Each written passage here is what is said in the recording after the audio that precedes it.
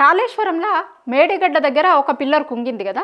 అయితే దాని మీద ఇప్పుడు బీఆర్ఎస్ నాయకుడు ఆర్ఎస్ ప్రవీణ్ కుమార్ కొన్ని అనుమానాలు ఉన్నాయి నాకు అంటున్నాడు. అవేంటి అంటే అసలు చాలా వరదను తట్టుకొని అప్పుడు ఆ మేడిగడ్డ నిలబడ్డది, ఆ పిల్లర్లన్నీ నిలబడ్డాయి.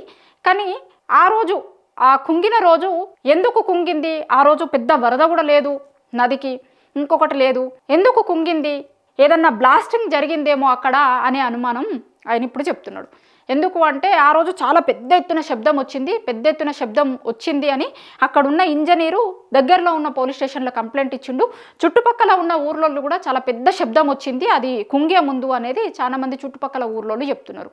అంత కీలకమైనటువంటి పాయింట్ మీద ఈ రోజు వరకు ఎందుకు ఇన్వెస్టిగేషన్ జరగలేదు అనేది ఆర్ఎస్ ప్రవీణ్ కుమార్ ఇప్పుడు అడుగుతున్న ప్రశ్న. ఇప్పుడే కాదు, బీఆర్ఎస్ నాయకులు చాలా రోజుల నుంచి అడుగుతున్నారు. BRS party working president KTR అడిగిండు గతంలో, తర్వాత వి ప్రకాష్ లాంటి నాయకులు కూడా అడిగినారు. మాకు అనుమానాలు ఉన్నాయి, దాన్ని ఏమన్నా బ్లాస్ట్ చేసిర్రేమో అనే అనుమానాలు. ఒకవేళ కుంగితే కనుక ఆ ఒక్క పిల్లరే కుంగదు, ఒక క్రాక్ వచ్చినలాగా దాంట్లో ఉంది, అట్లా ఉండదు. కుంగిన సందర్భాలలో వేరేలాగా కుంగుతుంది, ఇట్లా కుంగదు.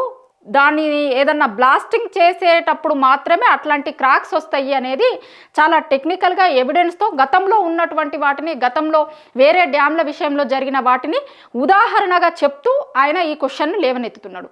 ప్రభుత్వం సమాధానం చెప్పాల్సిన అవసరం ఉంది. ఆ దిశగా ఎందుకు ఇన్వెస్టిగేషన్ చెయ్యలేదు, ఎందుకు చేస్తలేదు ప్రభుత్వం అనే దాని మీద మాకు అనుమానాలు ఉన్నాయి అని అంటున్నారు. ప్రభుత్వం దీనికి ఏం సమాధానం చెప్తుంది అనేది చూడాలి.